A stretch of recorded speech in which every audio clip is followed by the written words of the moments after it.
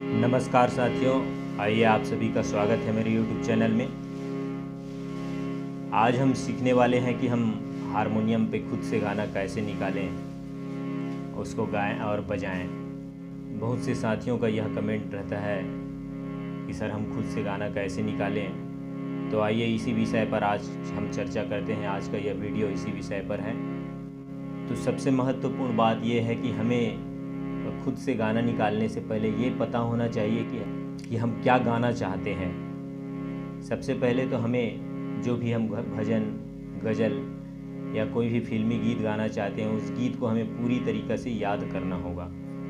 उस गीत को पूरी तरीक़ा से हमें समझना होगा कि उस गीत का उतार चढ़ाव ये सब हमारी समझ में होना चाहिए। कुल मिलाकर के गीत जो है पूरा याद होना चाहिए, तभी हम उस गीत को हारमोनियम पर खोज सकते हैं। और दूसरा सबसे महत्वपूर्ण बात यह है कि हमें स्वरों का ज्ञान होना चाहिए। तो स्वर कैसे हैं, क्या हैं, ये जानते हैं। स्वर जो है हारमोनियम में 7 स्वर होते हैं। सा, रे, ग, म, प, ध, नी, ये 7 स्वर हैं।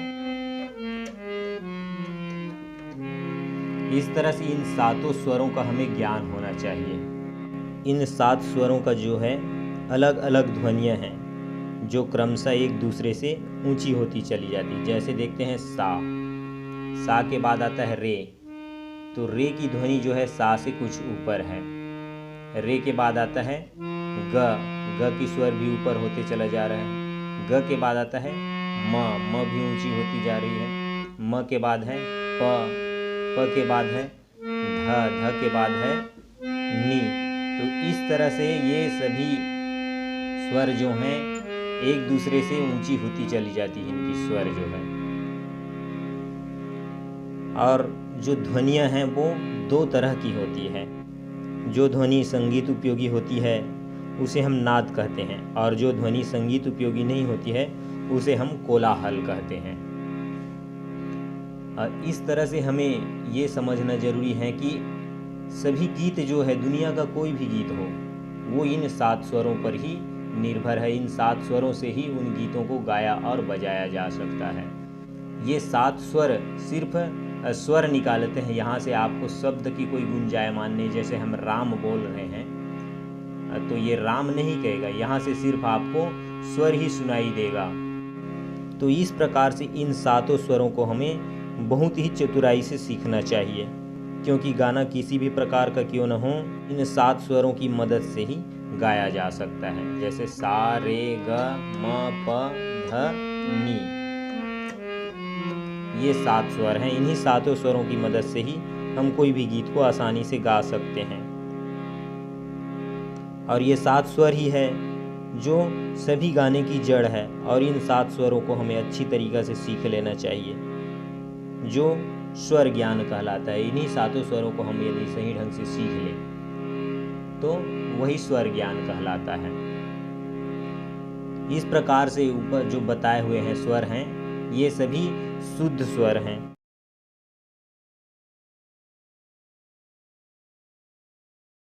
इन 7 शुद्ध स्वरों में सा और प का एक अपना महत्वपूर्ण स्थान है, जो अपने स्थान पर ही रहते हैं। जैसे सा और ये प, न तो ये ऊपर जाते हैं और न ही नीचे आते हैं।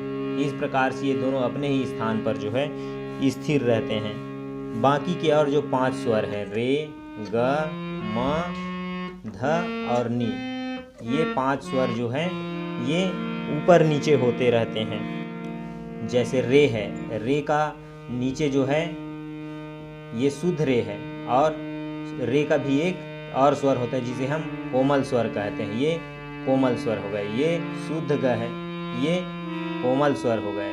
ये म अपने स्थान पर ही निश्चित रहता है, इसको नीचे नहीं आता है। ये इसको ऊपर चढ़ने पर जो है तीव्र म कहते हैं इसको, और जिस म पे हम स्थिर रहते हैं वो शुद्ध म है। प अपने स्थान पर है। उसके बाद है ध, ये शुद्ध स्वर है, ध, ये शुद्ध ध है। उसके नीचे ये कोमल ध हो जाता है। ये आ गया नी, ये शुद्ध नी है, उसके नीचे जो है कोमल नी है। इस प्रकार से इसमें 5 स्वर और जुड़ जाते हैं। कौन कौन से? सा, कोमल रे शुद्ध रे कोमल ग शुद्ध ग म तीव्र म प कोमल ध शुद्ध ध कोमल नि शुद्ध नि। इस प्रकार से ये 7 और 5 12 हो जाते हैं। 1 2 3 4 5 6 7 8 9 10 11 12। इस प्रकार से ये स्वर जो हैं 12 हो जाते हैं। तो आइए जानते हैं हम शुद्ध स्वर और कोमल स्वर की पहचान जो है। शुद्ध स्वर अपने आप में शुद्ध रहता है, पर कोमल स्वर ऐसे हैं कि उनके नीचे जो है एक आड़ी लकीर लगा दिया जाता है, तो वह जो है कोमल स्वर की पहचान हो जाता है। इस प्रकार से हमारे पास जो है कुल 12 स्वर हो जाते हैं। सा रे रे सा कोमल रे शुद्ध रे कोमल गा शुद्ध गा म तीव्र म प कोमल ध शुद्ध ध कोमल नि शुद्ध नि। इस प्रकार से ये 12 स्वर हो जाते हैं। और इसी प्रकार से इन 12 स्वरों की सहायता से हम सभी प्रकार के गीत या गाने को गा सकते हैं। तो सबसे पहले हमें इसी पर ध्यान फोकस करना है कि हमें स्वरों का निरंतर अभ्यास करना है। इतना अभ्यास करें कि स्वर की जो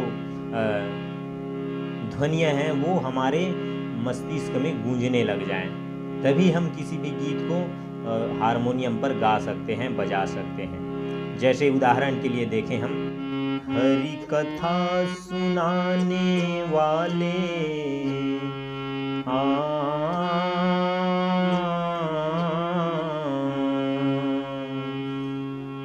इस तरह से हम गीतों को ढूंढते हैं। हरि कथा सुनाने वाले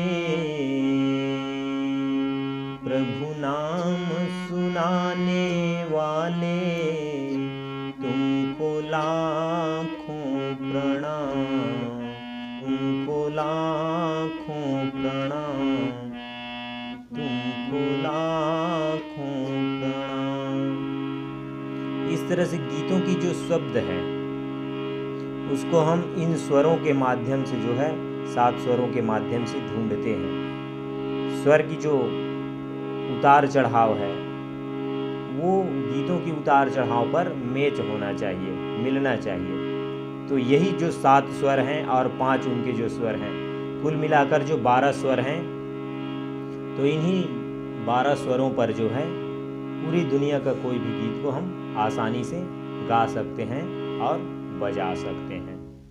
आइए देखते हैं एक बहुत ही प्यारा भजन, हरि कथा सुनाने वाले प्रभु नाम सुनाने वाले। इस भजन को हम अगर सीखें तो किस प्रकार से इस भजन को हम हारमोनियम पे सीखेंगे, ढूंढेंगे। हरि कथा सुनाने वाले, हरि कथा सुनाने वाले प्रभु नाम सुनाने वाले तुमको लाखों प्रणाम, तुमको लाखों